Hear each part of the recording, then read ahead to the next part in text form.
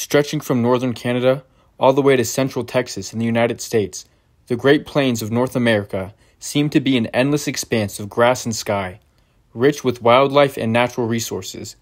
This land was and still is the home to the Plains Indians, legendary warriors and some of the most skilled horsemen in the world. Beginning in the mid-1800s, American and European settlers started moving across and into these Great Plains, triggering some of the most well-known conflicts of the American West, from Red Cloud's War in the northern plains of Montana and Wyoming to the Red River War in Texas. But what is not so well known is that the Great Plains had already been in a state of nearly constant warfare for generations. And for many Plains tribes, war was not just a constant threat, but a way of life. In these warlike tribes, social status was often directly connected to prowess in battle. This being the case, young and middle-aged warriors alike would frequently venture into enemy territory to prove their bravery by various means, including stealing horses and defeating rival warriors. With this system of constant raids and small skirmishes going on, it is impossible to know how many fierce battles and daring feats took place on the Great Plains.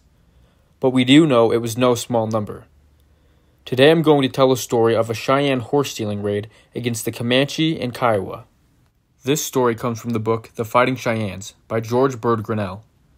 In the year 1837, a group of Cheyennes were camped on the South Platte River. A war party of 14 men started south on foot to steal horses from the Comanche and Kiowa, who were close allies. Here's a quote from the book that shows the mindset these 14 warriors would have had. The fighting spirit was encouraged. In no way could a young man gain so much credit as by the exhibition of courage. Boys and youths were trained to feel that the most important thing in life was to be brave, that death was not a thing to be avoided, that in fact it was better for a man to be killed while in his full vigor rather than to wait until his prime was past. The two pipe bearers, or leaders of this war party, were men named Stone Forehead and Pushing Ahead. The warriors eventually found a camp of their enemy, at the head of what the Cheyennes called Big Sand Creek, which runs into the Red River of Texas. The Cheyennes snuck into the camp in pairs. Stone Forehead was with a man named Angry. It was very dark, and close behind a teepee they passed was a wooden pole with a shield tied on it. Angry untied it and put it on his back. They then went for the horses. They came to a group of 50 or 60 horses. They each caught a gentle horse and mounted it. They then drove off the herd. When they reached the agreed meeting place, 6 members of their party were missing. Stone Forehead said, quote, "We cannot wait here. We must start." They pushed the horses through the night, and in the middle of the next day, Pushing Ahead, who knew the country, said, quote, "We are going so slowly that they will surely overtake us." He was right. Eventually, a small group of Comanche and Kiowa appeared. And in another quote from Pushing Ahead, "We must not let them take our horses. I do not think there are many of them." The Cheyennes mounted the fastest horses and left 2 men to manage the herd. One Cheyenne got off his horse and fired at a Comanche. He shot his horse, which began to stagger. He abandoned it and mounted behind another warrior. The Cheyennes then charged on the Comanche and Kiowa, who retreated back towards their village. Of the other 6 Cheyennes, 2, Little Wolf and Walking Coyote, were alone. They had only taken a few horses. They saw a large party of Kiowa and Comanche in 2 groups moving towards them. There was a nearby ravine that the 2 men decided to hide in, as they knew that their horses were too tired to outrun their enemies. The pursuing warriors would have found the men if they had looked, but they had just seen the 4 other Cheyennes far off and raced off towards them. Little Wolf and Walking Coyote stayed in the ravine until nightfall and were able to make their way towards home on foot. Of the remaining 4 Cheyennes, one was named Mouse's Road, and as the Kiowas and Comanches charged towards them, Mouse's Road and his comrades did not run. They simply rode up on a small hill and prepared for the fight. They had only the horses they were riding and took off their leggings so they could fight more freely.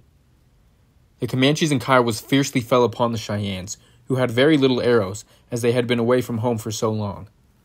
The Cheyennes fought bravely, but after a few quick and brutal moments, 3 of the Cheyennes were killed.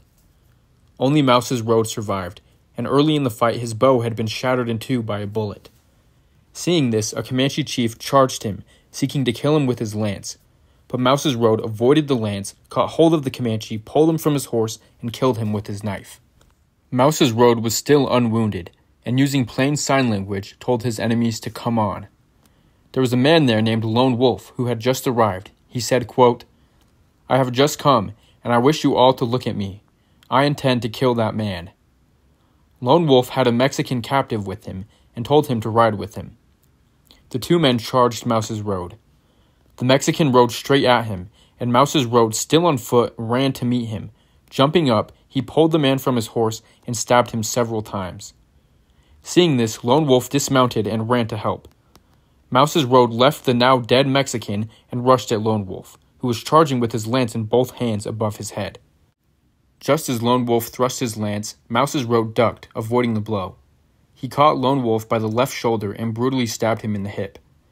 Lone Wolf turned to run, but Mouse's road caught him by the hair and struck at his back. But his knife struck a silver hair plate and broke in two, leaving only a few inches on the handle. Lone Wolf cried for help, but no warriors intervened to stop the fight. One-on-one duels were not uncommon in Plains warfare and were often respected. Mouse's road continued to cut and stab Lone Wolf with the stump of the knife until he fell, pretending to be dead. Again, a single Comanche rode out to fight this fierce Cheyenne. He was armed with a bow and lance. Mouse's road had picked up Lone Wolf's lance. The Comanche charged, intending to spear his enemy. But Mouse's road was able to parry the blow and drive his own lance all the way through the Comanche, lifting him off his horse. The Comanche and Kiowa, who numbered over 100, were now terrified at the seemingly invincible warrior before them, and believed him to have special protection. This being the case, they signed to him to take a horse and leave. To this he replied, quote, "No, I will not go home. My brothers have all been killed, and if I were to go home, I should be crying all the time, mourning for these men. You must kill me." At this he charged the large group of warriors, of whom most retreated. Two Kiowas who were just arriving and had guns saw what was happening. They waited until the Cheyenne was close and shot at him. One hit him, shattering his thigh and throwing him from his horse. Yet Mouse's road sat up and prepared to defend himself with his lance. The Comanches and Kiowas surrounded him but would not approach. One crept up from behind and shot him in the back, killing him. The warriors then rushed him and cut off his head. There were even rumors that the body then sat up again. After this fight, the Comanches and Kiowas raced back to camp and told the people they had just killed a powerful medicine man and that he might be coming to attack them. The people swiftly packed up their things and the whole camp moved away. This account came from the Kiowas, as none of those 4 Cheyennes survived.